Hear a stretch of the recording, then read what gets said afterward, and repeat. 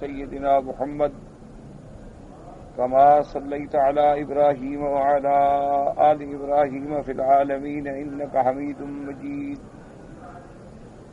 قال الله تبارك وتعالى في كلامه المجيد: أعوذ بالله من الشيطان الرجيم. بسم الله الرحمن الرحيم. يا أيها الذين آمنوا إذا لقيتم فئة فاثبتوا واذكروا الله كثيرا لعلكم تفلحون. وأطيعوا الله ورسوله ولا تنازعوا فتفشلوا وتذهب ريحكم واصبروا إن الله مع الصابرين.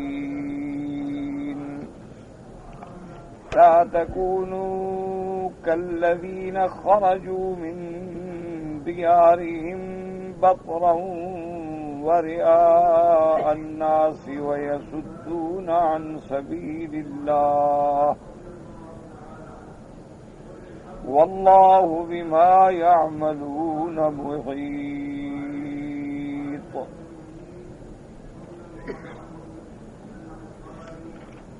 اللہ تبارک و تعالی نے کلام مقدس کی ان آیات مبارکہ میں جو سورۃ الانفال کی آیات ہیں، اللہ کے راستے میں جہاد کرنے والوں کے لیے اپنے عنایت و رحمت سے ہدایات جاری فرمائی ہیں، اور یہ ایسی عظیم ہدایات ہیں، ایسی جامع معنی کامل مکمل ہدایات ہیں کہ اگر آج بھی مسلمان اللہ کے اس فرامین مبارکہ پر پوری طرح کاربند ہو جائیں تو آج بھی فتح و نصرت جو ہے ان کا ساتھ ہوگا۔ ان آیات مبارکہ میں اللہ نے 6 چیزوں کا ذکر فرمایا ہے، یعنی یہ ہدایات یوں سمجھیں کہ ان کے 6 عنوان سمجھ لیں، 6 حکم سمجھ لیں، 6 فرامین سمجھ لیں۔ ان آیات مبارکہ میں اللہ نے مجاہدین اسلام کے لیے 6 چیزوں کو لازمی قرار دیا۔ تو وہ 6 چیزیں کون سی ہیں؟ سب سے پہلی چیز جو اللہ نے حکم دیا ہے وہ ہے اثبات، ثبات، اور اسی ثبات میں دونوں چیزیں آتی ہیں، ثبات قلب بھی اور ثبات قدم بھی۔ یہ بات یاد رکھیں، کیونکہ جب تک دل نہ جمے قدم کیا جمیں گے؟ تو سب سے پہلا حکم جو اللہ پاک نے دیا ہے، فرمایا یا ایھا الذین آمنوا اذا لقیتم فئۃ فاثبتوا۔ اور اسی آیت مبارک کے ضمن میں عظیم اشارات، یہ تو براہ راست حکم ہے نا جو ظاہر ہیں، لیکن جیسے کہ ایک محاورہ ہے کہ ملوک الکلام کلام الملوک ملوک الکلام، کے بادشاہوں کا کلام جو ہوتا ہے تو وہ کلام کا بھی بادشاہ ہوتا ہے، اور یہ تو بادشاہوں کے بادشاہ کا کلام ہے، جس سے بڑا کوئی ہے ہی نہیں، یہ تو ملک الاملاک کا کلام ہے۔ تو اس میں پہلی آیت میں جب آپ غور کریں گے اور اللہ کے قرآن کو سمجھ کے پڑھنے کی کوشش کریں گے تو پہلے لفظ میں ہدایت ملے گی کہ یا ایھا الذین آمنوا۔ معلوم ہوا یہ ہدایات کن کے لیے ہیں؟ ایمان والوں کے، کیونکہ اگر ایمان ہی نہ ہو پھر اس کے لیے فرامین الہی کا کیا مقام ہے؟ وہ تو مومن ہی نہیں، وہ تو اللہ کو مانتا ہی نہیں، اللہ کے قرآن کو ہی نہیں مانتا، تو اس کے لیے کیا اہمیت؟ حمیت تو اسی کو ہوگی نا جو ایمان والے ہیں۔ اس کے بعد اگلے لفظ میں غور کریں کہ یا ایھا الذین آمنوا اذا لقیتم فئۃ، میں بھی اشارہ کر دیا کہ جب تمہاری مٹھ بھیڑ ہو جائے کسی جماعت سے، یہ نہیں کہ تم خود جنگ ڈھونڈتے پھرو، تم خود جنگ کے لیے اپنے آپ کو ہر وقت بس اسی میں تو ہو کہ کوئی موقع ملے لڑائی ہو، کوئی موقع ملے۔ حضور نے فرمایا نا لا تتمنوا لقاء العدو، خبردار دشمن کے ٹکرانے کا تمنا نہ کیا کرو، ان سے تمنا نہ کیا کرو۔ ہاں اتفاق ہے، ہو گیا ہے، آ گیا ہے وقت تو پھر آ گیا۔ اسی لیے آپ دیکھیں کہ جب تھوڑا سا تمنا کا ایک رنگ آیا صحابہ میں تو کتنا نقصان اٹھانا پڑا احد میں۔ بدر میں کامیابی ہو گئی، اللہ پاک نے فتح عطا فرما دی، اللہ نے غلبہ عطا فرما دیا، اللہ نے اپنے حبیب سیدنا محمد الرسول اللہ صلی اللہ علیہ وسلم اور ان کے پیارے ساتھیوں کی مدد فرما دی۔ تو جو لوگ بدر میں شریک نہیں ہوئے تھے، وہ کچھ نوجوان جو تھے وہ جذبات میں آ گئے کہ ہمیں تو موقع ملا نہیں، بدر والوں کا تو اتنا اونچا شان ہو گیا اور ہم تو بدر میں جا نہیں سکے۔ اب ذرا انہوں نے بھی تمنائیں شروع کی کہ اچھا ہمیں موقع ملے تو ہم پھر جوہر دکھائیں گے۔ اور پھر جب احد کا معاملہ قریب آ گیا، کفار جو تھے ان کا حملہ ہونا جو ہے وہ قریب آ گیا، تو حضور صلی اللہ علیہ وسلم نے بحکم ربی بفرمان الہی آپ نے صحابہ کو بلایا اور آپ نے ان سے مشاورت طلب فرمائی، کیونکہ اللہ کا حکم بھی یہی تھا۔ حضور صلی اللہ علیہ وسلم نے صحابہ سے رائے لی۔ اب دو باتیں تھیں کہ یا تو دشمن جیسے مکہ مکرمہ سے حملہ آور ہو رہا ہے تو ہم بھی مدینہ منورہ کے حدود سے باہر نکل کے مقابلہ کریں، اور ہم باہر جا کے ان کے میدان میں ان کا راستہ روکیں، اور دوسری تجویز یہ تھی کہ ہم باہر نہ جائیں بلکہ ہم مدینہ منورہ کے اندر رہیں، اپنے شہر میں رہیں، اپنے گھروں میں رہیں اور حصار قائم کر دیں، اور اس کے بعد جو ہے دشمن باہر ہوگا، ہم اندر ہوں گے، پھر دیکھیں گے کب تک رہتا ہے دشمن۔ اب جو بردبار لوگ تھے، سمجھدار، بردبار، حلم والے، حوصلے والے، اصابت فکر والے لوگ جو تھے، ان کی رائے یہی بن رہی تھی کہ بھئی اگر مدینہ منورہ کے اندر بیٹھے رہے، ہم تو اپنے گھروں میں بیٹھے، ہمیں کیا تکلیف ہے، ہم تو شہر میں بیٹھے ہیں۔ آپ بھی الحمدللہ مدینہ منورہ جاتے ہیں اور اللہ پاک ہمیں بھی نصیب فرما دیں، آپ کو بھی نصیب فرمائیں۔ آپ نے دیکھا ہے کہ احد ماشاءاللہ کافی دور ہے، شہر مدینہ منورہ سے اب تو خیر شہر بھی بڑا الحمدللہ پھیل گیا۔ حضور پاک کے زمانے میں تو بہت محدود آبادی تھی نا، اور تھوڑی تھوڑی آبادیاں تھیں، پھر بھی احد بہت دور ہے۔ آپ کے لیے شہر میں رہنے میں یہ تھا کہ بھئی کنویں بھی اندر آ جاتے، آپ قریب اس زمانے میں تو باغات تھے نا حرم کے قریب میں، یہ تو بعد میں کٹے اور حرم بڑھتا گیا۔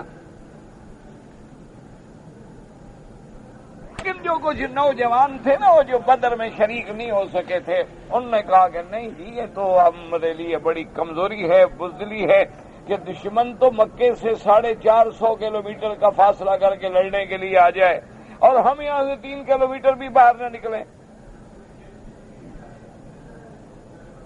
ہم باہر نکلیں گے اور لڑیں گے۔ حضور صلی اللہ علیہ وسلم کو بھی یہ بات جو تھی زیادہ پسندیدہ نہیں تھی۔ اب حضور صلی اللہ علیہ وسلم نے سب کی رائے سننے کے بعد آپ گھر تشریف لے گئے، اور اتنے میں بڑے صحابہ نے نوجوانوں سے کہا کہ اللہ کے بندے، تم بچے ہو، جوان خون ہیں، دیکھا نہیں حضور صلی اللہ علیہ وسلم کو یہ بات پسند نہیں آئی۔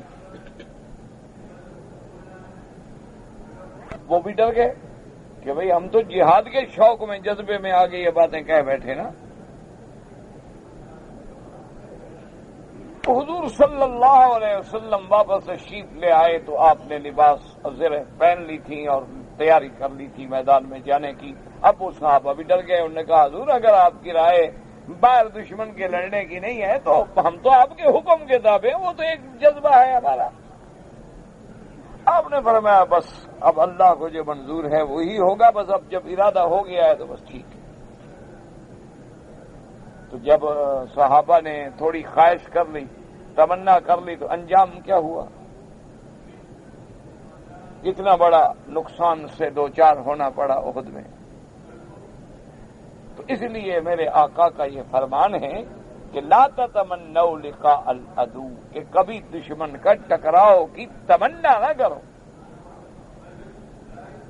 اور مسلمان جو جہاد کرتا ہے وہ بھی امر مجبوری ہے۔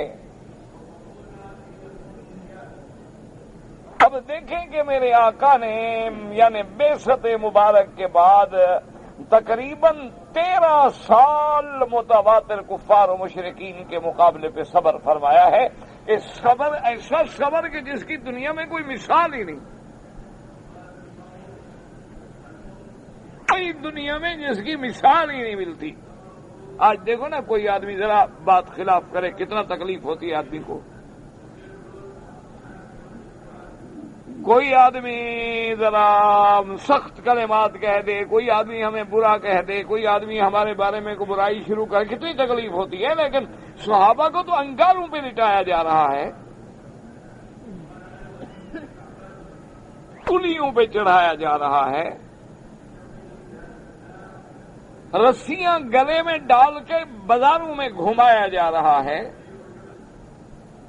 کوئی حد ہے؟ عورتوں کو نہیں بخشا گیا، ظلم کیے گئے، بعض عورتوں کی ظلم سے بینائی چلی گئی اور بعض کو اسی ظلم کی حالت میں پاؤں میں رسے ڈلوا کے 2 ٹکڑوں میں تقسیم کر دیا گیا۔ لیکن صبر۔ اب حضور صلی اللہ علیہ وسلم کے صحابہ کو 2 دفعہ ہجرتیں کرنی پڑی، ہجرت حبشہ پھر ہجرت مدینہ منورہ۔ آخر حضور صلی اللہ علیہ وسلم کو قتل کرنے کے لیے آگے گھر کا محاصرہ کر کے کھڑے ہو گئے۔ یہ تو اللہ نے حفاظت فرمائی اور اپنے پاک پیغمبر کو مدینہ منورہ پہنچا دیا، ورنہ کافروں نے تو انتہا کر دی۔ دشمنی کا کوئی باب ایسا ہے جس کو کافروں نے استعمال نہ کیا ہو، لیکن صبر۔ اچھا یہی پہلا جہاد دیکھ لیں، یہ بھی تو کوئی پروگرام نہیں، تیاری نہیں، حضور پاک نے صحابہ کو اعلان نہیں فرمایا، وہ تو صرف آپ کو اطلاع ملی کہ قافلہ ابی سفیان کا جا رہا ہے، چونکہ اس قافلے میں قریش نے سب نے مال لگایا تھا اور وہ مال اسلام کے خلاف صرف ہونا تھا، ایک قسم سے وہ حربی قافلہ ہے۔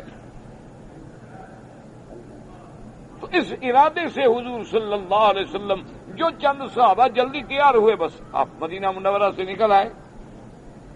یہ تو آپ ابھی قرآن پڑھ رہے ہیں نا، اللہ نے فرمایا کہ یہ میری تقدیر کا فیصلہ تھا کہ نہیں بس ٹکراؤ ہو جائے،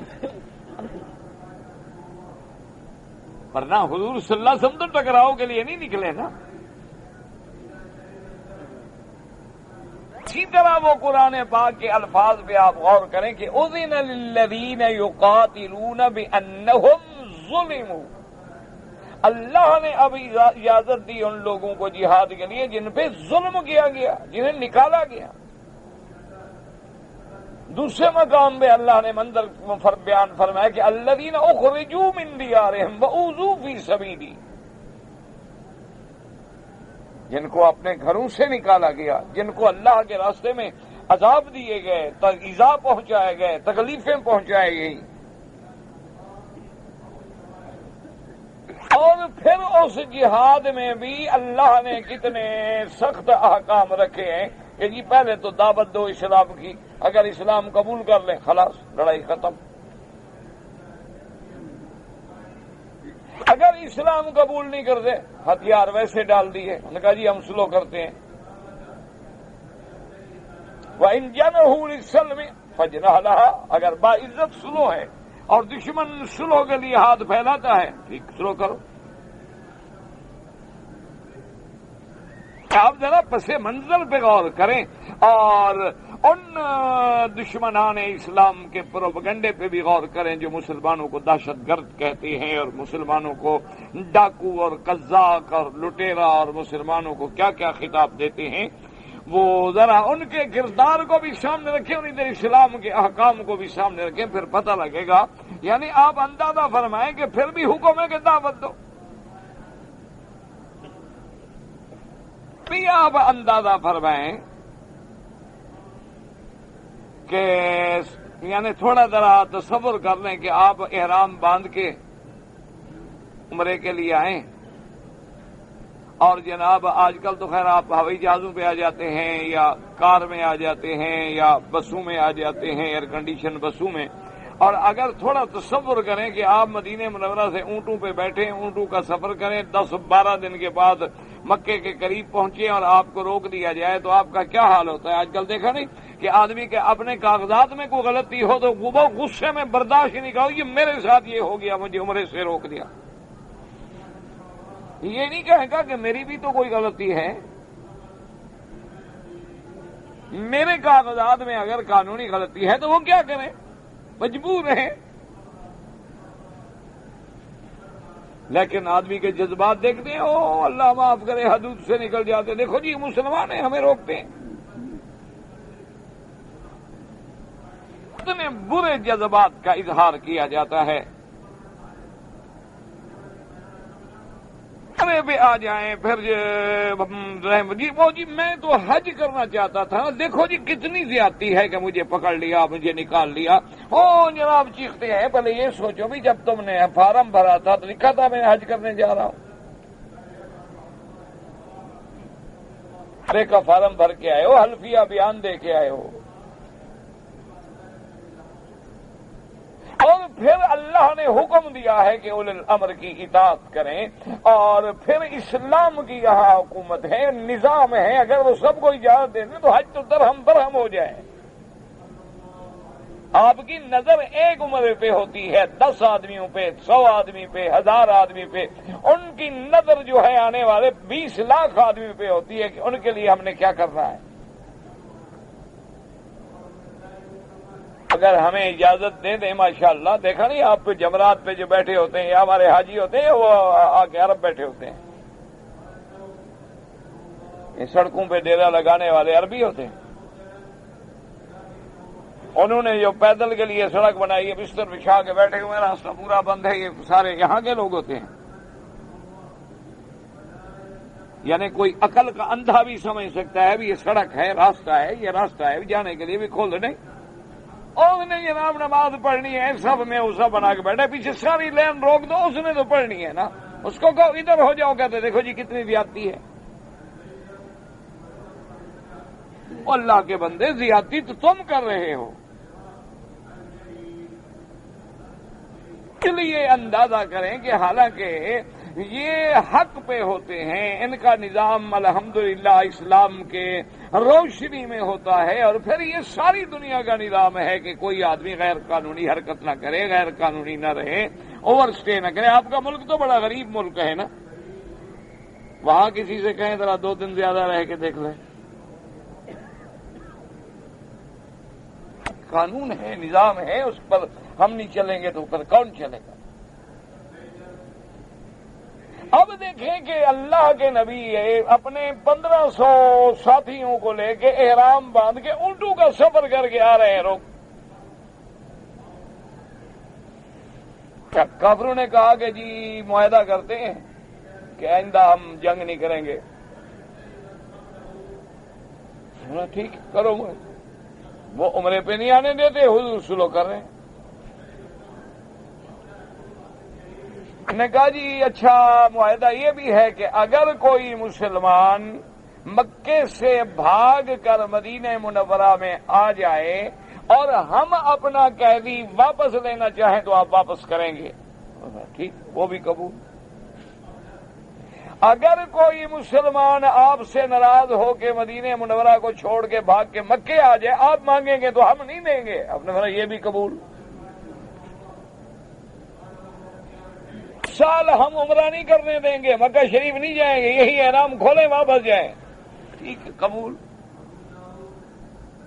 اور اگلے سال جب عمرے کے لیے آئیں گے تو 3 دن سے زیادہ بھی نہیں رہیں گے مکے میں، قبول۔ ہتھیار بھی نہیں اٹھائیں گے، ٹھیک ہے جی، قبول۔ اب ایمان سے کہیں جو اسلام اتنی رعایت دشمن کو دے رہا ہے وہ لڑائی چاہتا ہے؟ اور پھر یاد رکھ لیں کہ سیدنا محمد الرسول اللہ رحمت دو جہاں سے لے کر خلفائے راشدین کے دور میں اور اس کے بعد مزید جتنے اسلام کے بادشاہ گزرے ہیں، خلفاء گزرے ہیں، حکام گزرے ہیں، یعنی وہ تاریخ اول سے لے کر محمد ابن قاسم تک آ جائیں اور جا کے آج بھی تاریخ کے اوراق اٹھا لیں کہ جب محمد ابن قاسم واپس جا رہا تھا سب سے زیادہ رونے والے، ماتم کرنے والے ہندو تھے، اور ان کی کتابیں کھول کے دیکھیں وہ یہ کہتے تھے محمد ابن قاسم جو یہ تو دیوتا ہے۔ اسی طرح صحابہ کے دور سے لے کر ہر دور میں دیکھ لیں کہ جہاں مسلمان آئے کیا انہوں نے ظلم کیا،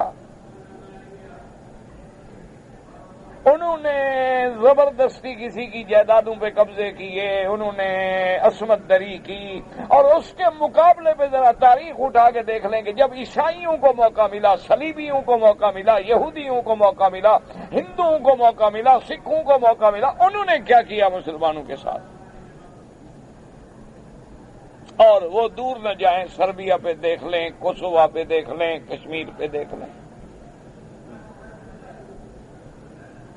بھی اگر کوئی مسلمانوں کو کہے کہ دہشت گرد ہیں اور یہ نعوذ باللہ قذاق ہیں اور یہ ڈاکو ہیں، تو اس سے بڑا جھوٹ میرے خیال میں تاریخ میں بولا نہیں گیا۔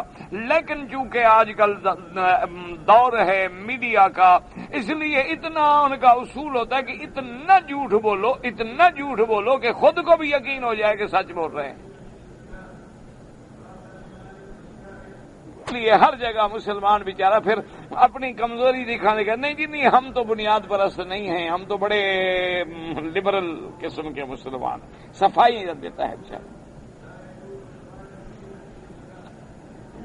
کے بندے مسلمان تو مسلمان ہے، اسلام تو اسلام ہے۔ اب دیکھیں کہ اتنے بڑے احکامات کے باوجود اسلام یہ نہیں کہتا کہ تم تمنا کرو، فرمانا اذا لقیتم فئۃ فاثبتوا، اگر مٹھ بھیڑ ہو جائے، اگر لڑائی ہو جائے تو پھر اب جم جاؤ، بس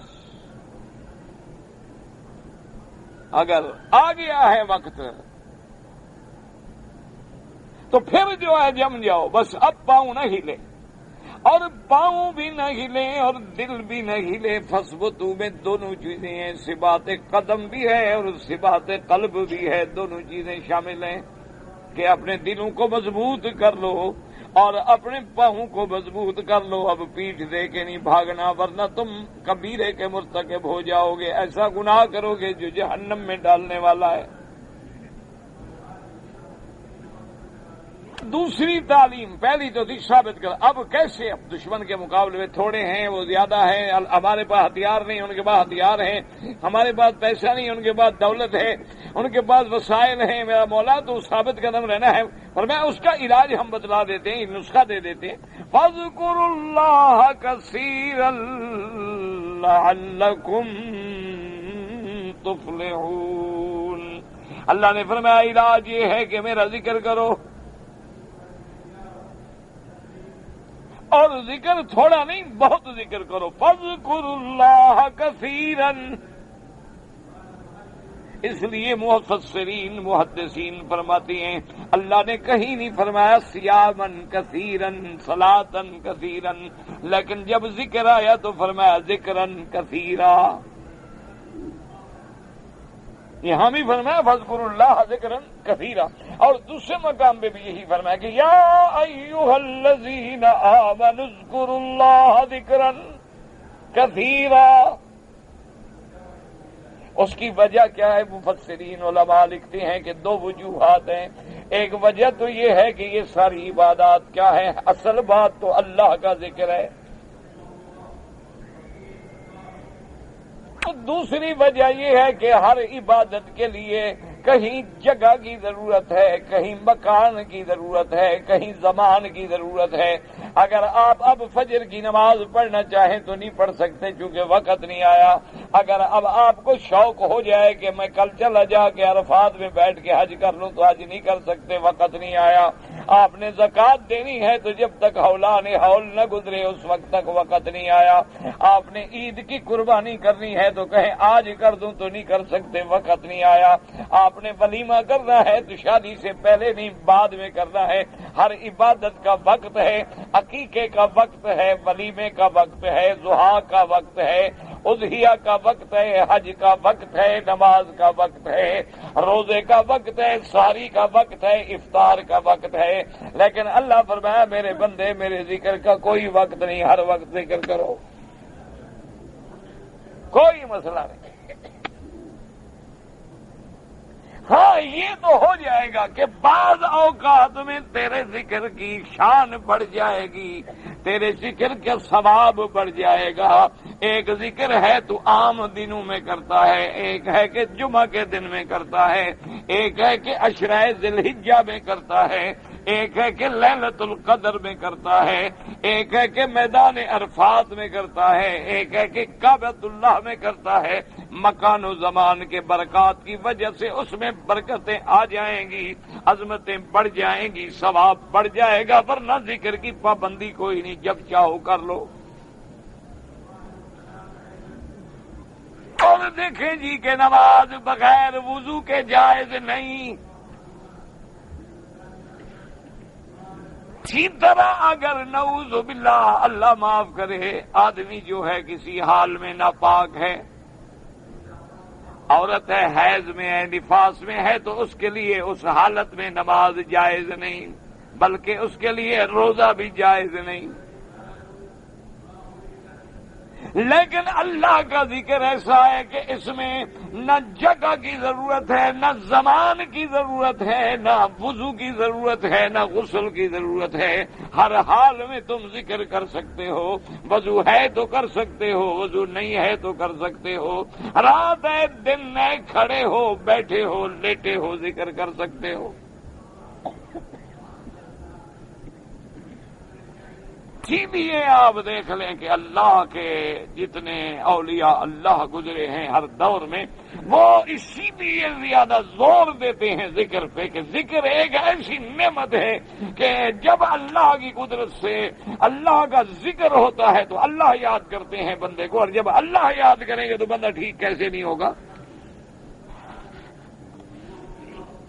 اذکرونی اذکرکم، اور بلکہ بعض علماء نے تو یہ لکھا ہے، انہوں نے کہا کہ جو بھی تم عبادت کر رہے ہو یہ بھی اللہ کا ذکر ہے،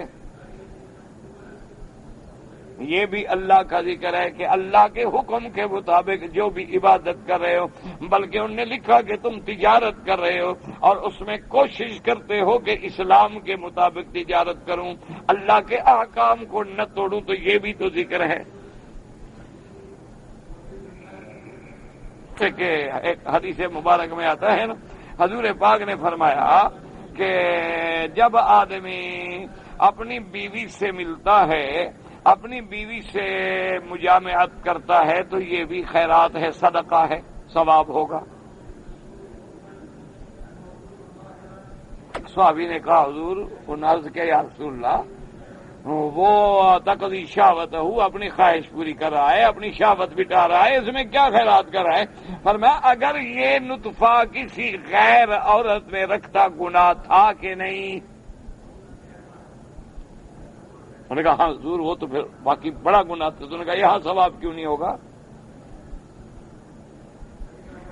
کیونکہ نیت اس کی یہ ہے کہ میری بیوی بھی پاک رہے گی، میں بھی پاک رہوں گا، نہ وہ گناہ کرے گی نہ میں گناہ کروں گا، خواہش ہماری حلال میں پوری ہو گئی، تو اس میں بھی اجر ہے. یہ جو اسی لیے قرآن مقدس میں دیکھیں کہ اللہ تبارک و تعالی نے ذکر کا کن کن آیات مبارک میں ذکر فرمایا ہے. اور ذاکرین اللہ، ذاکرات، مومنوں کی جہاں اور صفت ہے ان میں مرد اللہ کا ذکر کرنے والے، عورتیں اللہ کا ذکر کرنے والے.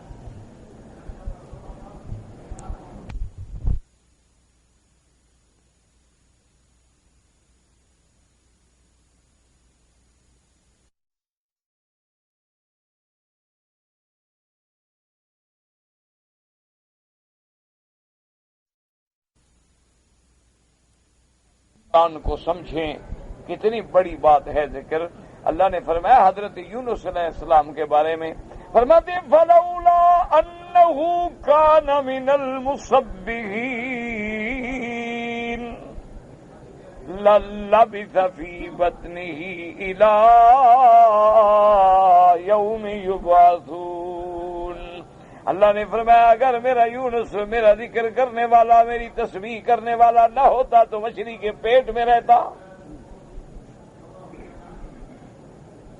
اِلیٰ یوم یبعثون، جب لوگ قبروں سے نکلتے تھے یونس علیہ السلام مچھلی کے پیٹ سے نکلتے. یہ اسی تسبیح کی تو برکت ہے، اسی اللہ کے ذکر کی تو برکت ہے کہ ہم نے مچھلی کے پیٹ سے بھی نکال دیا اور 3 اندھیریوں سے بھی نکال دیا، حفاظت بھی فرما دی. اور اس کے بعد صرف یہ نہیں کہ معاف کر دیا، نہیں، پھر اعزاز اکرام کے ساتھ حکم دیا کہ ارسلناہ الی 100,000 او یزیدون، کہ جائیں آپ ان کی ہدایت کے لیے آپ دوبارہ کام فرمائیں. اور ایوب علیہ السلام کو جو ان مصائب سے نجات ملی ہے وہ کیا ہے کہ رب انی مسنی الضر وانت ارحم الراحمین. فرماتی ہیں کہ جب میرے پیغمبر نے مجھ سے پکارا، دعائیں کی، تو اس لیے ہمیشہ یاد رکھیں کہ جتنا اللہ توفیق دے ہر حال میں ذکر کریں، ہر حال میں. وضو ہے نہیں ہے، گھر جا رہے ہیں، گھر سے آ رہے ہیں، مسجد آ رہے ہیں، مسجد سے جا رہے ہیں، لا یزال لسانک رطبا بذکر اللہ، تیری زبان ہر وقت اللہ کے ذکر سے تر رہے. اور جو ذکر نہیں کرتے وہ کون ہے؟ منافق. لا یذکرون اللہ الا قلیلا. منافقوں کی یہ صفت ہے کہ وہ اللہ کا ذکر نہیں کر سکتے، نماز نہیں پڑھ سکتے. کیوں؟ نماز بھی تو ذکر ہے، اقیم الصلاۃ ذکری. اذا قاموا الى الصلاۃ قاموا کسالى، نماز کے لیے ایسے اٹھتے ہیں مر کے کہ جیسے کوئی بوجھ سر پہ لدا ہوا ہو. اٹھاؤ تو جناب پھر سو گئے، اٹھاؤ تو پھر سو گئے، ٹانگوں سے پکڑ کے گھسیٹو تو پھر جا کے سو گئے. یہ تو منافقوں کی علامات. بعض روایات میں یہ بھی آتا ہے کہ اللہ کا اتنا ذکر کرو، اتنا ذکر کرو کہ لوگ یہ سمجھیں دیوانہ ہے. نہیں کہ لوگ عورتوں کے ذکر میں لیلا لیلا کرتے مر گئے اور تم اللہ اللہ بھی نہ کرو. اور ذکر میں اتنی بڑی عظمت ہے کہ فرمایا اس وقت تک قیامت قائم نہیں ہو سکتی جب تک کوئی ایک بھی ذکر کرنے والا موجود ہے. جس دن ذکر بند ہوگا قیامت آ جائے گی. دیکھیں کہ عین میدان جنگ میں دشمن سامنے کھڑا ہے، اس وقت بھی ذکر کرو. اور یہ جو ذکر ہے نا پھر اس کا کوئی مقابلہ نہیں کہ وہ جو تلواروں کے سائے میں اور تلواروں کی جھنکار میں اور گولیوں کے بوچھاڑ میں جب مجاہد ذکر کرتا ہے نا، اس ذکر کا کیا مقابلہ. باتوں کا پوچھنا ہو تو ان سے پوچھیں جنہوں نے کبھی اللہ کے راستے میں جہاد کیا ہو. حلوے کھانے والوں کو کیا پتا، 11ویں کے دودھ پینے والوں کو کیا پتا جہاد کیا ہوتا ہے. کبھی اللہ کے راستے میں ایک کانٹا بھی لگے تو پتہ لگے نا. جو اللہ کا ذکر اور عین اس حالت میں کہ تم جنگ ہے، سامنے دشمن ہے، اور اس وقت جو ذکر ہے اس کی لذت ہی اور ہے۔ اور پھر اصل تعلق جو ہوتا ہے نا جی، محبت جو ہوتی ہے، پتہ ہی تب لگتا ہے نا کہ آدمی کتنے مشکل حالات میں ہو اور پھر یاد کرے تو پتہ چلتا ہے کہ یار تم نے اس وقت اتنی پریشانی میں، تکلیف میں، پھر بھی مجھے یاد رکھا ہے۔ اس نے کہا جی ہاں، تو اسی لیے اللہ بھی فرماتے ہیں کہ جب میری محبت کے دعوے کرتے ہو اور تمہارے ایمان کا تقاضا بھی میری محبت ہے، تو پھر اس وقت ذکر کرو کہ جب کوئی پتہ نہیں کہ ابھی ایک لمحے کے بعد زندگی ہوگی کہ نہیں ہوگی۔ اور دوسرا اس میں ہمارا کتنا فائدہ ہے کہ جب زبان پہ اللہ کا ذکر ہوگا تو وہ تلوار لگے یا گولی لگے، اس وقت بھی تو زبان پہ اللہ کا ذکر ہوگا نا، اس وقت بھی تو زبان پہ۔ پھر چونکہ جو بات عادت ہو جاتی ہے، دیکھیں نا بعض بندوں کو اللہ معاف کرے مذاق کی عادت ہو جاتی ہے، بعض بندوں کو گالی دینے کی عادت ہو جاتی ہے، بعض بندوں کو بےہودہ کلمہ کہنے کی عادت ہو جاتی ہے، وہ بیچارے نہ بھی چاہے تو وہی بات ہوتی ہے۔ اور جن کو اچھے کلمے کی عادت ہو جاتی ہے ان کی زبانوں پہ پھر اچھا کلمہ ہی جاری ہوگا۔ وہ ہمارے ایک علاقے میں ہوتے تھے، میں نے نہیں دیکھا، نام سنا ان کا، ایک حافظ تھے، بڑے مشہور حافظ تھے ماشاءاللہ۔ تو وہ کہتے تھے کہ اللہ کی رحمت سے چونکہ میں 24 گھنٹے قرآن ہی پڑھتا رہتا ہوں، تو کہتے جب میں حمام میں جاتا ہوں پیشاب وغیرہ کے لیے میری بڑی مشکل ہوتی ہے، تو کبھی کبھی تو ایسا ہوتا ہے کہ میں کپڑے کے ساتھ زبان پکڑ لیتا ہوں کہ ابھی میں ادھر بیٹھا ہوں پھر بھی قرآن جاری ہو جاتا ہے، اور میں گندی جگہ پہ بیٹھا ہوں۔ اسی لیے علماء اور محدثین نے حکمت لکھی ہے کہ جب تم حمام سے بیت الخلاء سے باہر آؤ تو کیا کہو؟ الحمدللہ الذی عافانی عن الاذى غفرانہ کا، اللہ تیرا شکر ہے، اللہ تیرا کروڑ کروڑ شکر ہے، تو نے مجھے بچا لیا، اس گندگی سے نکال دیا اس کو، ورنہ یہ بند ہو جائے تو کیا حال ہوتا ہے۔ اللہ نہ کرے بندے کو پھر کیا اپنی قیمت کا، خانگی کا، سرداری کا، وڈیرے ہونے کا پتہ تب لگتا ہے نا ذرا نیچے ہوا بند ہو جائے۔ پھر دیکھو خان صاحب کو کیسے خانگی تڑپ رہی ہے، پتہ لگتا ہے نا وہ چودھری صاحب، وڈیرے صاحب، پیسے والے، سرمایہ دار، اور جو فرعون بنے پھرتے ہیں، صرف ہوا بند ہو جائے، ہوا۔ ڈاکٹر کہنا الٹے لیٹ جاؤ، انیما کرنا ہے، کہاں نہیں کھڑے، جو گردنیں ذرا جھکتی نہیں نا، پھر وہ گردنیں جھکا کے کھڑے ہوتے ہیں ڈاکٹر کے آگے کہ جناب وہ جی انیما کرنا پڑے گا، اندر وہ صابن والا پانی ڈالنا پڑے، ڈالو جی جو بدلی کرو، کسی طرح ہوا تو نکلے۔ ہے ہماری قیمت، پیشاب کا قطرہ بند ہو جائے حضرت تڑپ رہے ہیں۔ اور اللہ نہ کرے دعا کریں اللہ ہمیں ہر بیماریوں سے بچائے۔ دل سے دعا مانگا کرو کہ اللہم انا نعوذ بک عن البرص والجذام وعن سیء الاسقام، اللہ ہمیں برص سے، کوڑ سے اور ہر بری بیماری سے بچائے۔ اللہ سے عفو عافیہ مانگا کرو ہر وقت، اسألک العفو والعافیہ، یا اللہ ہمیں معافی عطا فرما اور صحت عطا۔ اللہ اکبر۔ اب دیکھیں انسان کی حالت کیا ہے، اس کی کیفیت کیا ہے اور اس کی قوت کیا ہے، کیا چیز کیا ہے بندہ۔ اب جناب اندازہ فرمائیں، اس لیے جو تیری زبان پہ ہوگا، دل میں ہوگا، وہی زبان پہ آئے گا نا۔ تو جب ذکر کرو وہ بھی قلب لاہن نہیں، غافل دل سے نہ، دل اور زبان مل جائے، نہیں کہ بر زبان تسبیح ہو در دل گاؤ خر، کہ زبان پہ تو ہو ماشاءاللہ تسبیح اور دل میں خیال ہو میری گائے کا کیا ہوا اور گدھے کا کیا ہوا۔ یہ ہے نا ہماری نمازیں، آپ دیکھ نہیں رہے آج کل یہی حال ہوتا ہے، نماز پڑھیں گھڑی دیکھ رہے ہیں یار ٹائم کیا ہو گیا، نماز پڑھیں تو موبائل ٹیلی فون کا فکر ہے، او بند کیا تھا کہیں کال لگی ہوئی تو نہیں، یہ نماز ہے؟ نماز ہے ایک ہی فکر ہے کہ میرے رومال کے دونوں کونے برابر ہیں اور یہاں پھول بنا ہوا ہے کہ نہیں، یہ کون سی نماز ہے؟ مجھے تو آج تک سمجھ نہیں آیا۔ قوموا للہ قانتین کا یہی معنی ہے؟ اللہ کی نماز میں خاشعین کا یہی معنی ہے؟ اللہ نے فرمایا الذین هم فی صلاتهم خاشعون، تو خاشعون کا یہی ترجمہ ہے کہ رومال سے کھیلتے رہو، بٹن بند کرتے رہو، گھڑی دیکھتے رہو، پیسے نکال کے گن لو،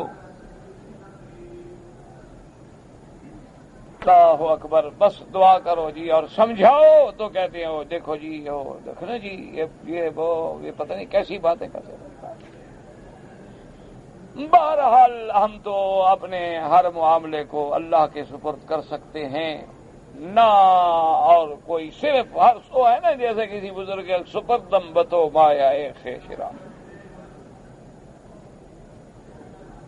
اس لیے اللہ تبارک و تعالیٰ کا ذکر جب زبان پہ، اب ایمان سے کہیں ذکر ہو رہا ہے تو تلوار لگے گی تو زبان پہ ذکر ہی ہوگا نا، اور ذکر کے لیے کوئی پابندی نہیں ہے۔ تو دو چیزیں ہمیں جو بتلائی گئی ہیں، اور وہ اللہ کے ذکر میں اتنی بڑی تاثیر ہے کہ ساری دنیا کی دوائیں آپ کرا لیں، ٹرنکلائزر آپ لے لیں، سلیپنگ پل آپ لے لیں، اینٹی ڈپریشن آپ دنیا کی دوائیں کھا لیں، کبھی اطمینان قلب نہیں ملے گا جو اللہ کے ذکر کے بغیر۔ الا بذکر اللہ تطمئن القلوب،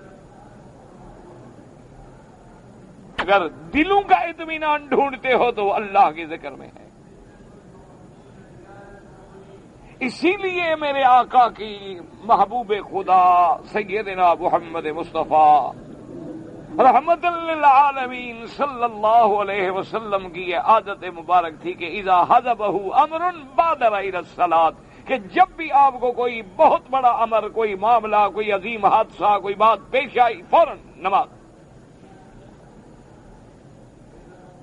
اس لیے آپ نے نہیں دیکھا کہ بارش نہیں ملی، مشکل ہے، نماز، چاند گرہن لگ گیا، نماز، سورج گرہن لگ گیا، نماز،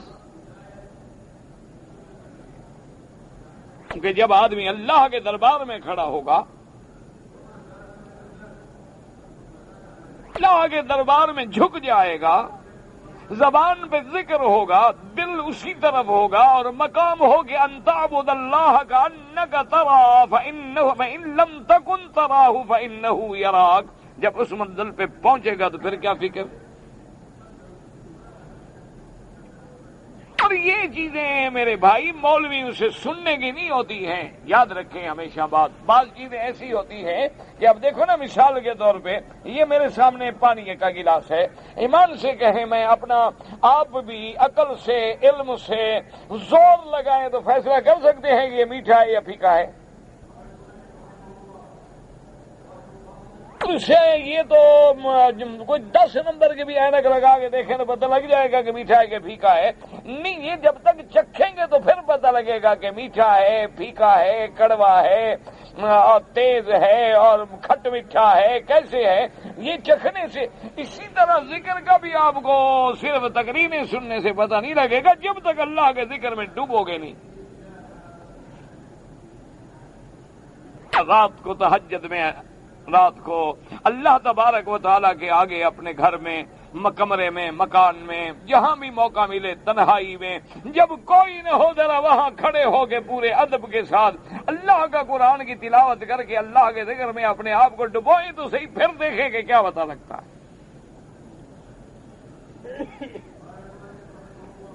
اسی لیے اللہ فرماتی ہیں کہ تراہم رکعا سجدا یبتغون فضلا من اللہ، یبتغون فضلا من اللہ ورضوانا سیماہم فی وجوہہم من اثر السجود.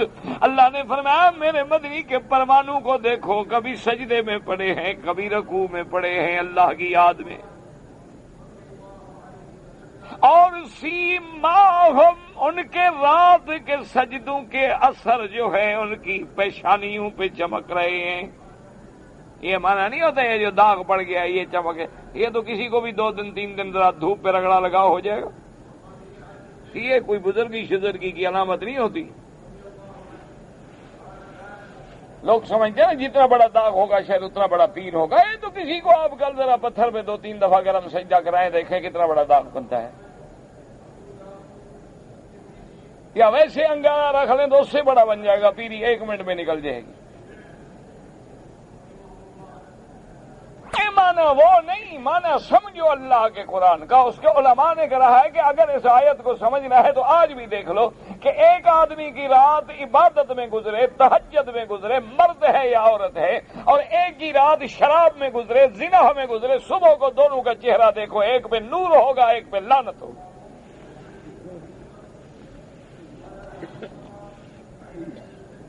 یہ ہے سیماہم فی وجوہہم من اثر السجود.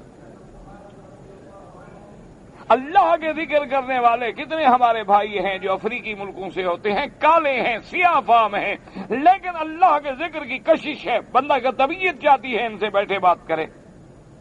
اور کتنے ہمارے گورے چٹے ماشاءاللہ ہینڈسم اور بڑے خوبصورت جوان ہیں، لیکن ایسا دیکھو معلوم ہوتا ہے جیسے ان کا سارا کچھ نچوڑ دیا گیا، ایسا پھیکا، جیسے کوئی پھیکی چیز ہو نا جی، انڈے کی چھلکا ہو، یا جیسے جس بھی تو سفید ہوتا ہے نا، کوئی کشش نہیں ہوگی چہرے پہ. ایک لڑکی ہو جس نے گناہ کبھی نہ کیا ہو، نماز پڑھتی ہو، وہ بیچاری سانولی سلونی بھی کیوں نہ ہو، اللہ نے اس کے چہرے میں بھی ایک اثر رکھا. اس کے مقابلے پہ آپ دیکھ لیں جو شوبز کے ہیں، فلموں والے ہیں، طوائفیں ہیں، بڑے جمال ہیں، ان کو میک اپ کے بغیر دیکھو تو تم اپنا رات دن کا کھانا بھی بھول جاؤ. کو اس لباس میں اور اس میک اپ میں، اور یہ تو پارلر کی مہربانی ہوتی ہے نا، وہ چاہے تو بیوی کو ماں بنا دیں اور ماں کو بیوی بنا دیں. اس کے بغیر دیکھو نا، معلوم ہوگا کہ چہرے پہ لعنت برس رہی ہے. زنا کا اثر کیسے نہ آئے چہرے پہ؟ کا اثر. اسی لیے اللہ نے فرمایا کہ میرا مدنی پہلی چیز اپنی امت کو سمجھا دو کہ جنگ کی تمنا نہ کرو، لیکن اگر دشمنوں سے مٹ بھیڑ ہو جائے تو پھر جم جاؤ اور میرا ذکر کرو. اور جب تم اس پہ عمل کر لو گے تو پھر فکر نہ کرو. وہ جو سرخ ریچھ ہے نا، جن کو اپنی بڑی قوت پہ ناز تھا کمیونسٹوں کو، اور سمجھتے تھے یہ داڑھی والے ملا ان کو تو پیس کے رکھ دیں گے، اللہ نے فرمایا یہی تمہارے ٹکڑے ٹکڑے کر دیں گے. ملحد تو مر گیا ہے نا، اب باقی مشرک اور یہود ہیں، انشاءاللہ ان کا نمبر بھی قریب ہے، فکر نہ کرو. اب نہ سمجھیں گے یہودی، وہاں فکر نہ کرو، ان کے مٹنے کا وقت بھی آ گیا. لیکن کس بات پہ بھروسہ کریں گے؟ اللہ کے ذکر پہ. بندوں پہ بھروسہ نہیں کریں. تو 2 چیزوں کی ہمیں آج کے سبق میں کیا تعلیم ملی؟ ایک ثبات قدم، اور دوسرا اللہ کا ذکر. دعا کریں اللہ ہمیں بھی نصیب کرے. یہ سمجھ نہیں آیا کہ یہاں سعودی عرب میں نکاح کے بعد ساکھ سے پہلے ملنے دیتا، مجھے سمجھ نہیں آیا. اچھا، معنی یہ ہے کہ نکاح کے بعد جو ہے میاں بیوی ملتے، اور نکاح ہو گیا تو اس کی بیوی تو ہو گئی، رخصتی کیا رخصتی ہوتے کہ رواج ہے. یاد رکھو کہ نکاح ہو جانے کے بعد وہ عورت اس کی شرعاً بیوی ہو گئی. اب اس کا ملنا بھی حلال، بیٹھنا بھی حلال، علیحدہ بیٹھنا بھی حلال. لیکن ایک رواج ہوتا ہے کہ بہتر یہی ہوتا ہے کہ رخصتی کے بعد، تاکہ خدا نہ کرے کوئی جھگڑا ہو جائے، کوئی طلاق ہو جائے، کوئی اور مشکلات پیدا ہو جائے تو پھر مشکلات کا سامنا نہ کرنا پڑے. ورنہ تو نکاح کے بعد اس کی بیوی ہے، وہ جائے اکٹھے بیٹھے، علیحدہ رہیں، کمرے میں رہیں، جہاں جائیں، بیوی ہے اس کی. قبول ہو گیا، ایجاب قبول ہو گیا، نکاح ہو گیا. شادی کے موقع عورتیں خوشی کے موقع پر پتہ نہیں کیا کرتے ہیں. یہ پڑھا ہی نہیں جاتا میرا بھائی، تو میں کیا کروں.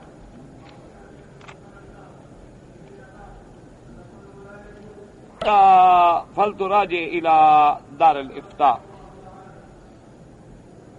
حضرت خضر علیہ السلام جو ہیں وہ زندہ ہیں یا نہیں ہیں، اختلاف ہے علماء میں. بعض کہتے ہیں زندہ ہیں اور بعض کہتے ہیں نہیں ہیں، لیکن راجع قول یہی ہے کہ وہ زندہ نہیں ہے. کیونکہ اگر زندہ ہوتے تو لازماً میرے آقا کی خدمت میں حاضر ہوتے. کیونکہ جب حضور کی نبوت آ گئی، اب اس کے بعد تو کوئی آدمی اس وقت تک نہیں ہو سکتا جب تک حضور پہ ایمان لائے، حضور کا کلمہ پڑھے اور زندہ ہوں اور کیسے نہ آئے. اس لیے راجع قول یہی لگتا ہے. تمہارے پیر کہتے ہیں ہمیں ملتے ہیں، پیروں کو ملنے آ جاتے ہیں تو حضور کو ملنے نہ آتے. کہتے ہیں نا حضرت خضر سے ملاقات ہوئی تھی. اللہ کے بندے، نبی پاک سے نہیں ہوئی، تمہارے ساتھ کیسے ہو گئی؟ اتنا بڑا جھوٹ بولتے ہیں اور لوگ بھی مان لیتے ہیں. ہمارے مسلمان سیدھے سادے ہیں بیچارے. ان کو جو کہو نا جی گائے ہے مان لیں گے، کہو یہی بیل ہے مان لیں گے. پھر کہو کہ نہیں نہیں یار یہ گائے تو نہیں لگتی، بکری لگتی، کہاں جی مجھے بھی شک پڑتا ہے. ان کو جو مرضی آئے کہہ دو، یہ بیچارے سیدھی مخلوق ہے، اللہ کی مان لیتی ہے. اللہ پاک ہدایت عطا فرمائے. بہرحال میرے بھائی اختلاف ہے علماء میں. بعض کہتے ہیں زندہ ہیں اور بعض کہتے ہیں کہ آپ کی وفات ہو گئی، لیکن راجع قول یہی لگتا ہے کہ آپ کی وفات ہو گئی. دیکھیں نا عیسیٰ علیہ السلام زندہ ہیں تو حضور نے بتلا دیا کہ نہیں بتلا. تو یہ کوئی چھوٹی سی بات تو نہیں تھی نا، اللہ کے نبی ان کے بارے میں بھی بتلا دیتے. آج میں تبسم سے نماز نہیں ٹوٹتی، لیکن کہا اگر ہو تو پھر علماء احناف کے نزدیک ٹوٹ جاتی ہے. لیکن نماز بھی ہنسنے کی جگہ نہیں ہوتی، نماز ادب کی جگہ ہے، خشوع و خضوع کی جگہ ہے. حضرت خضر نبی تھے یا ولی تھے؟ آپ سے پوچھا جائے گا، بھلا ایمان سے کہو قبر میں. نہ مجھے آپ بتائیں آپ کو تکلیف کیا ہے اس بات کی. چلو وہ کچھ تھے، نبی تھے، آپ کا کیا فائدہ ہو گیا؟ نبی نہیں تھے، کیا نقصان ہو گیا؟ اللہ کے بندے مختلف بھی مسائل ہیں، ان میں کیوں الجھتے ہیں؟ اور پھر اگر جواب نہ دو تب بھی مشکل، اور یہاں جواب دو تب بھی مشکل. وہ بھی غمان راجع جو ہے علماء کا وہ یہی ہے کہ نبی تھے. کیونکہ قرآن کے جو الفاظ ہیں وہ اسی پہ دلالت کرتے ہیں کہ جب موسیٰ علیہ السلام کو سارا واقعہ بتایا نا تو کہا وَمَا فَعَلْتُهُ عَنْ أَمْرِي ذَلِكَ تَأْوِيلُ مَا لَمْ تَسْطِع عَلَيْهِ صَبْرًا. فرمایا موسیٰ علیہ السلام یہ جو کچھ میں نے کیا ہے اپنی مرضی سے نہیں کیا بلکہ اللہ کے حکم سے کیا ہے. تو اس لیے علماء نے دلیل پکڑی ہے کہ اللہ کا واہیانہ اللہ کے حکم پہ اتنے بڑے بڑے امور کا سر انجام دینا جو ہے دلالت کرتا ہے کہ وہ بھی نبی تھے. لیکن اللہ اعلم. مسجد میں کوئی آدمی ابداً ہوا خارج کرے گناہ ہے. مسجد ہوا خارج کرنے کے لیے اللہ کے ذکر کے لیے ہے. فی بیوت اذن اللہ ان ترفع ویذکر فیہا اسمہ. اللہ کے نبی فرمائیں کہ بسل کھا کے بھی میری مسجد میں جماعت میں نہ آؤ اور تم یہاں ہوا نکالنے کے لیے آؤ. انا للہ و انا الیہ راجعون. آج کل کچھ لوگ ہیں نا جی جو نئے نئے ماشاءاللہ سمجھ رہے ہیں نا. کچھ لوگ جو ہیں اپنی بیویوں کی بات پہ زیادہ عمل کرتے ہیں، ماں باپ کی بات پہ عمل نہیں کرتے. کچھ لوگ یا سب لوگ؟ آج کل یہ تو کہہ سکتے ہو کہ بھی 5% بے وقوف ہیں جو ماں باپ کی بات مانتے ہیں، باقی 95% تو عقل والے ہیں، وہ تو بیوی کا کہنا مانتے ہیں. انا للہ و انا الیہ راجعون. سب سے زیادہ حق جو ہے وہ ماں کا ہے، اس کے بعد باپ کا ہے. اس لیے اللہ نے قرآن میں اپنی اطاعت کے بعد فرمایا ہے کہ وَاعْبُدُوا اللَّهَ وَلَا تُشْرِكُوا بِهِ شَيْئًا وَبِالْوَالِدَيْنِ إِحْسَانًا. ہم حرم میں نفل نماز پڑھیں تو انشاءاللہ 1,00,000 کا ثواب ملے گا، بالکل ملے گا۔ اللہ کے فضل کو کیوں چھوٹا کرتے ہو؟ اللہ ہر عبادت میں انشاءاللہ 1,00,000 دیں گے۔ جی کہ میں نے احرام جی چادریں جو تھیں ان کے کنارے جو تھے وہ سلائی والے تھے، اور اسی احرام کی چادروں میں نے کئی عمرے کیے، تقریباً 6 عمرے کیے ہیں۔ بالکل ٹھیک ہے، کوئی منع نہیں۔ یہ لوگوں کو غلط فہمی ہے سلے ہوئے کپڑے پہننے کے بارے میں کہ چادر بھی سلی ہوئی نہ ہو۔ سلا ہوا کپڑا جو بدن پہ سلا ہوتا ہے، جیسے قمیض ہے، شلوار ہے، شیروانی ہے، واسکٹ ہے، پاجامہ ہے، یعنی یہ نہ پہنو۔ یہ نہیں کہ اگر کپڑے میں چادر میں کوئی سلائی ہے تو عمرہ ہمارا خراب ہو گیا۔ بالکل ٹھیک ہے، کوئی حرج نہیں۔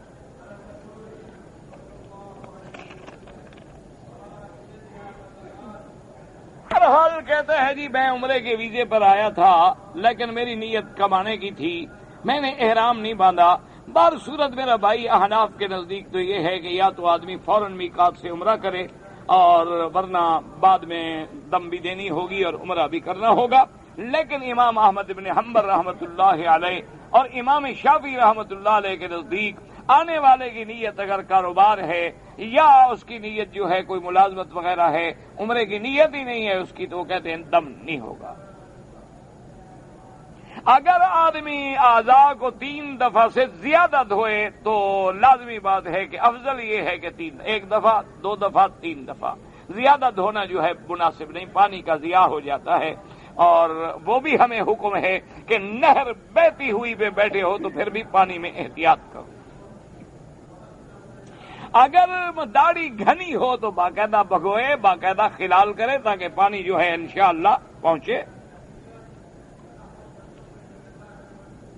ایک آدمی کے ساتھ نوکری کرتا ہوں، وہ میرے سامنے لوگوں سے جھوٹ بولتا ہے، جھوٹی قسمیں کھاتا ہے، تو میں کیا اس کو نصیحت کرو؟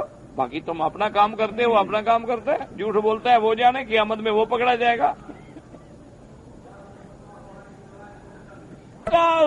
سسر سالہ جو ہے پتہ نہیں مجھے بند کر دیا، 15 دن کہتا طلاق دو، پتہ وہ سمجھ نہیں آیا، مجھے پڑھا ہی نہیں آ رہا، اور یہ تم نے چونکہ نہ اردو ہے نہ بنگلہ ہے، کیا کرے آدمی۔ دماد کو سحر دے کا مار ڈالا، اپنے لڑکی دوسرے کا نکاح میں دے دیا، یہ کوئی تفصیلات جو ہیں جب تک صاف لکھے، اور بہتر یہ ہوتا ہے کہ ایسے مسائل کا محکمے میں یا دارالافتاء سے رجوع کیا کریں۔ کہ ہمارے ایک رشتہ دار ہیں، حج میں ان کے پاس بہت سارے لوگ آتے ہیں ملنے والے، اور ان پر جب کوئی دم وغیرہ پڑ جاتی ہے تو وہ دم کے پیسے اس کو دے کے چلے جاتے ہیں، اور وہ بعد میں دم کرتا رہتا ہے۔ ٹھیک ہے، یہ ضروری تو نہیں کہ دم سارے ایک دن میں کر دیں، اچھا ہے تھوڑا تھوڑا کرے گا تاکہ لوگ گوشت کھائیں، فائدہ اٹھائیں۔ اگر ایک دن میں 10 بکریاں ذبح کر دو تو پھر پھینکنا پڑے گا نا۔ اچھا کرتا ہے، بات تو یہ ہے کہ وہ کر رہا ہے نا۔ پتہ نہیں کیا ہے جی، مجھے تو نہیں سمجھ آیا۔ یہ کوئی تحریر ہے ڈاکٹری کے فلاں چیزیں جو ہیں استعمال نہ کریں، اس کا ہمیں کیا پتا ہے کیا چیزیں ہیں کیا چیزیں نہیں ہیں۔ بہرحال اللہ تبارک و تعالی رحمت فرمائے۔ اللہم صلی علی سیدنا محمد وعلی آل سیدنا محمد وبارک وسلم۔ یا الہ العالمین، عالم اسلام پہ اپنی رحمت نازل فرما۔ یا اللہ ہمارے گناہ معاف فرما، سب پریشانیوں سے محفوظ فرما۔ اللہم انا نعوذ بک من جہد البلاء ودرک الشقاء وسوء القضاء وشماتة الاعداء۔ اللہم وفقنا لما تحب وترضى۔ اللہم استرنا بسترک الجمیل۔ اللہم استر عوراتنا، آمن روآتنا، خفف روآتنا۔ اللہم اشفنا واشف مرضانا وارحم موتانا واستجب دعانا ولا تخیب رجاءنا۔ یا اللہ مسلمان فلسطین میں ہیں، کشمیر میں ہیں، شیشان میں ہیں، افغان میں ہیں، یا اللہ ہند میں ہیں، سندھ میں ہیں، بنگلہ دیش میں ہیں، سب کی جان مال آبرو عزت کی حفاظت فرما۔ یا اللہ علماء جو مصیبتوں میں ہیں ان کی مدد فرما۔ یا الہ العالمین مساجد مدارس علماء کی حفاظت فرما۔ یا الہ العالمین حرمین شریفین